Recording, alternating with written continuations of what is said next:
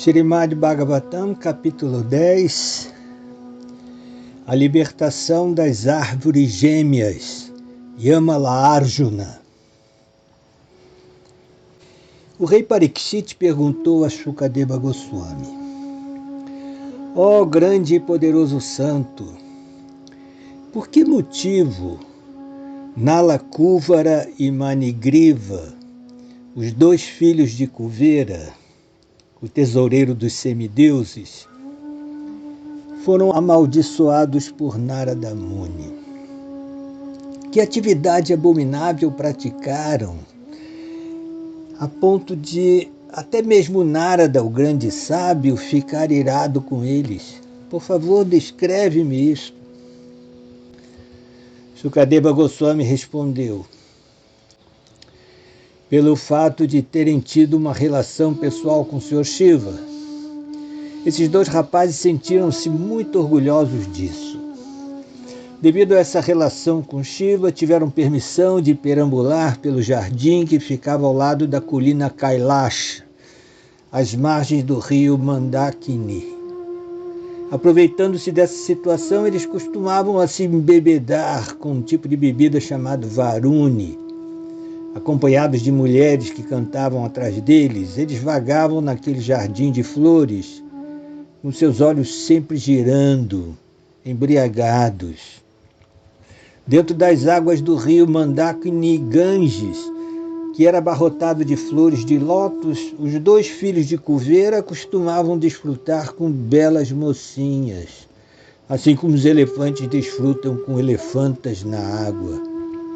Por arranjo da providência, casualmente, o grande santo Devarshi Narada certa vez apareceu ali. Vendo-os embriagados, com os olhos girando, ele compreendeu o que se passava ali. Ao verem Narada Muni, as jovens semideusas, estando nuas, ficaram muito envergonhadas. Temendo serem amaldiçoadas, elas rapidamente cobriram seus corpos com suas roupas. Mas os dois filhos de Kuvera não tomaram uma conduta semelhante, ao contrário, não se importando com Narada Muni, eles permaneceram nus.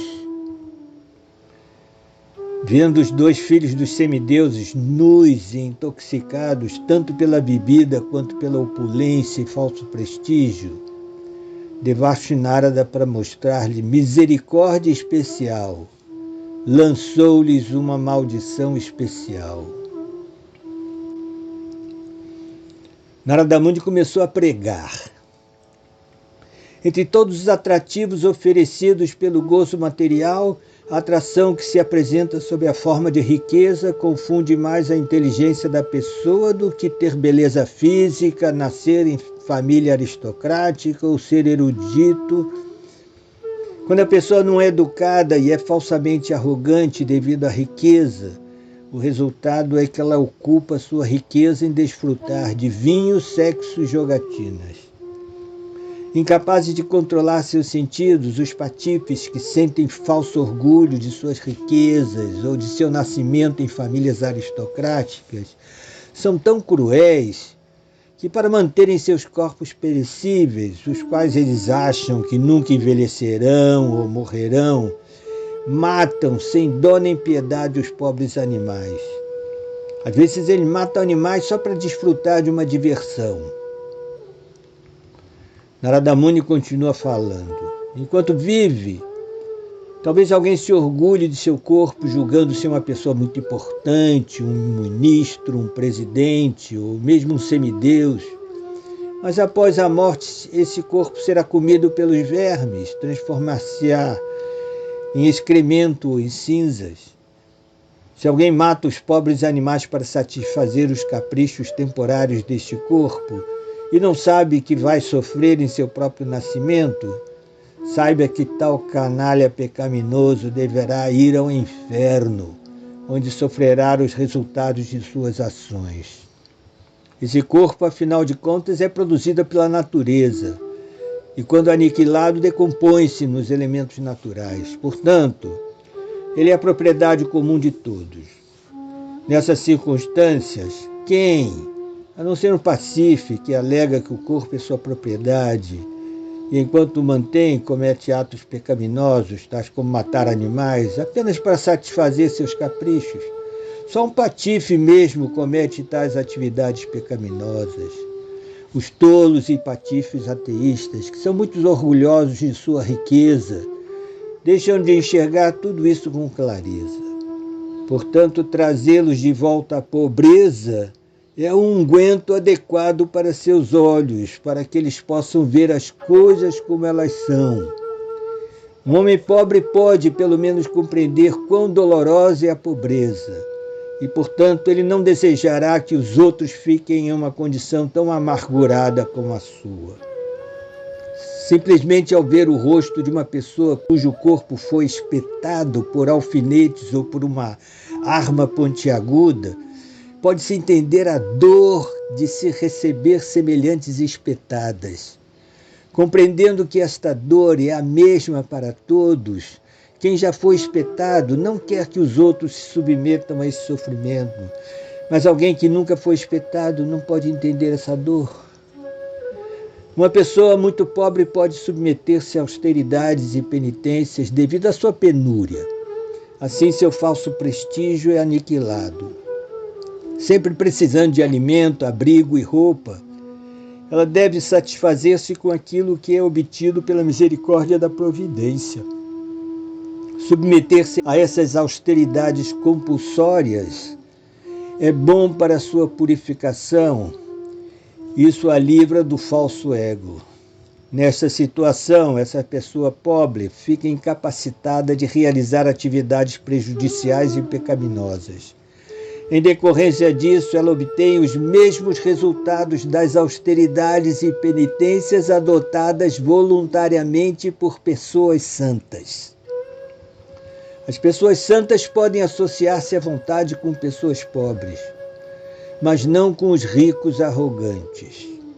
Uma pessoa pobre, através da associação com pessoas santas, muito rapidamente perde o interesse pelos desejos materiais e as contaminações existentes no âmago de seu coração são eliminadas.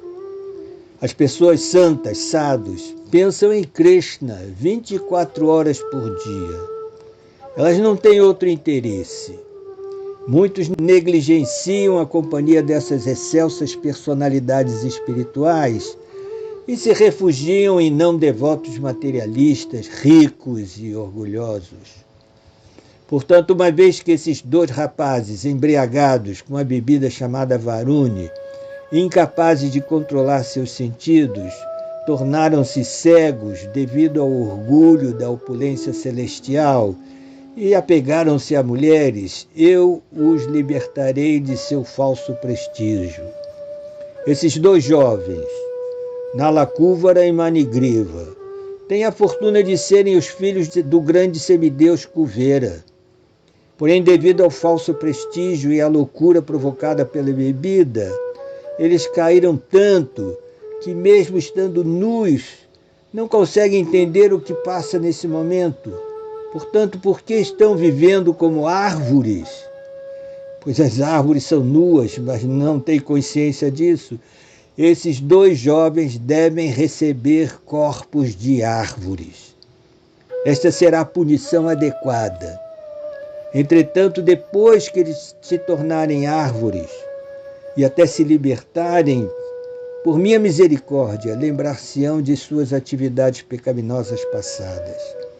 Ademais, através de meu favor especial, quando expiarem 100 anos de acordo com o cálculo feito pelos semideuses, eles serão capazes de ver a suprema personalidade de Deus Vasudeva face a face, e assim reviverão suas verdadeiras posições de devotos. Tendo falado essas palavras, o grande santo Devarshi Narada retornou ao seu ashrama, conhecido como Narayana Ashrama. E Nalakuvara e Manigriva tornaram-se árvores gêmeas, Yamala Arjuna. Em Gokula, A Suprema Personalidade de Deus, o menino Shri Krishna, para fazer valer a veracidade das palavras do maior devoto Narada Muni, estava arrastando o pesado pilão de madeira, resultado do castigo que recebera de sua mãe. Engatinhando vagarosamente, ele dirigiu-se ao local onde estavam as árvores gêmeas. Então Krishna assim pensou: embora esses dois jovens sejam os filhos do riquíssimo Kuvera, e eu não tenho nada a ver com eles, Devarshi Narada é meu muito querido e afetuoso devoto. E, portanto, porque ele desejou que eu ficasse face a face com eles, devo proceder dessa maneira para que eles sejam libertados. Tendo falado essas palavras, Krishna logo passou entre as duas árvores gêmeas e o grande pilão ao qual estava preso virou-se de lado e ficou atravessado entre as duas árvores. Arrastando fortemente atrás de si o pilão de madeira ao qual estava amarrado à sua barriga, o menino Krishna arrancou as duas árvores, sob a ação da grande força da Pessoa Suprema. As duas árvores, com seus troncos, folhas e galhos, balançaram violentamente e, por fim, desabaram ao chão, fazendo um grande estrondo. Imediatamente naquele mesmo lugar, onde as duas árvores gêmeas caíram, duas grandes e exímias personalidades que pareciam o fogo personificado emergiram das duas árvores. A refulgência da beleza deles iluminava todas as direções. Com cabeças prostradas, eles ofereceram reverências a Krishna e de mãos postas falaram as seguintes palavras: Ó Senhor Krishna, vosso misticismo é inconcebível. Sois a suprema pessoa original, a causa de todas as causas, e estais além desta criação material.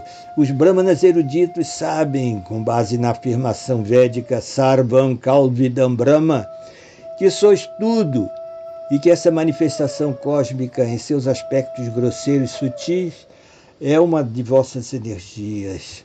Sois a suprema personalidade de Deus, o controlador de tudo.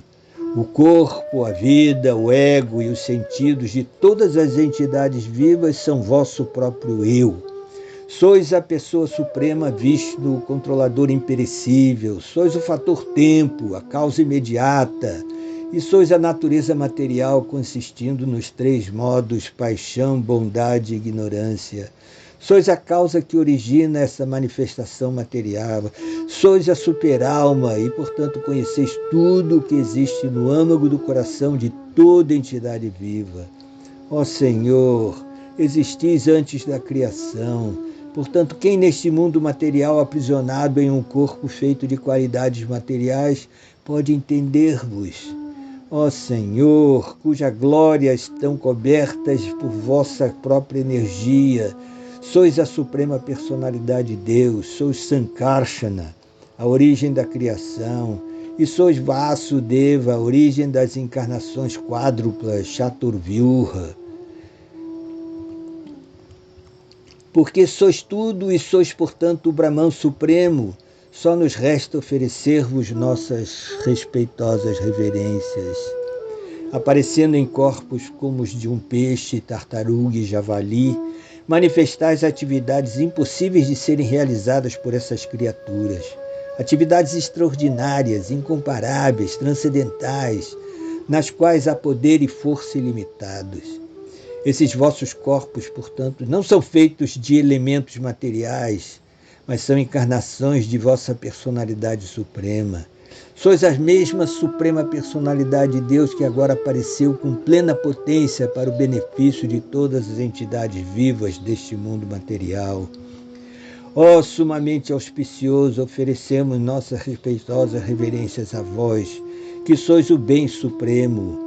Ó famosíssimo descendente e controlador da dinastia Yadu, ó filho de Vasudeva, Ó pessoa mais pacífica, deixai-nos oferecer nossas reverências a vossos pés de lótus. Ó forma suprema, somos sempre servos dos vossos servos, especialmente de Narada Muni. Agora, por favor, permite-nos partirmos para nosso lar. Foi graças à misericórdia de Narada Muni que tivemos a oportunidade de ver a vós face a face. Doravante, que todas as nossas palavras descrevam vossos passatempos, que nossos ouvidos se ocupem a escutar vossas glórias, que nossas mãos, pernas e demais sentidos se ocupem em ações agradáveis a vós, e que nossa mente sempre pense em vossos pés de lótus, que nossas cabeças ofereçam reverências a tudo dentro deste mundo, porque todas as coisas também são vossas diferentes formas, e que nossos olhos possam ver sempre e sempre apreciar as formas dos Vaishnavas, que não são diferentes de vós. Os dois jovens semideuses ofereceram então essas orações à Suprema Personalidade de Deus. Embora Sri Krishna, a divindade suprema, seja o mestre de tudo e de certo fosse Gokuleshvara, o senhor de Gokula, ele estava agora amarrado ao pilão de madeira pelas cordas das gopis. Então, com um largo sorriso, Krishna falou aos filhos de Kuvera as seguintes palavras. O grande santo Narada Muni é muito misericordioso. Através de sua maldição, ele mostrou o maior favor para vocês dois. Embora tenhas buscado loucamente a opulência material e acabastes ficando cegos, e assim caístes do planeta superior Svargaloka e vos tornastes árvores, vós fostes muito favorecido por ele. Conheço todos esses incidentes desde o começo. Quando alguém está face a face com o sol, deixa de existir escuridão para seus olhos. Igualmente, quando alguém está face a face com um sadhu, um devoto, que é muito determinado e plenamente rendido à Suprema Personalidade de Deus, ele não mais se sujeita ao cativeiro material. Ó Nalakuvara e Manigriva, agora podeis ambos voltar para casa.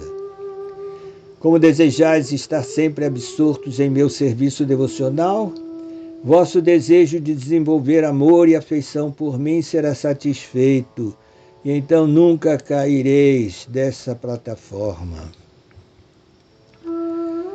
Tendo a Suprema Personalidade de Deus dirigido essas palavras aos dois semideuses, eles circungiraram o Senhor, que estava amarrado ao pilão de madeira, e ofereceram-lhe reverências. Após receberem a permissão do Senhor Krishna, eles regressaram aos seus respectivos lares.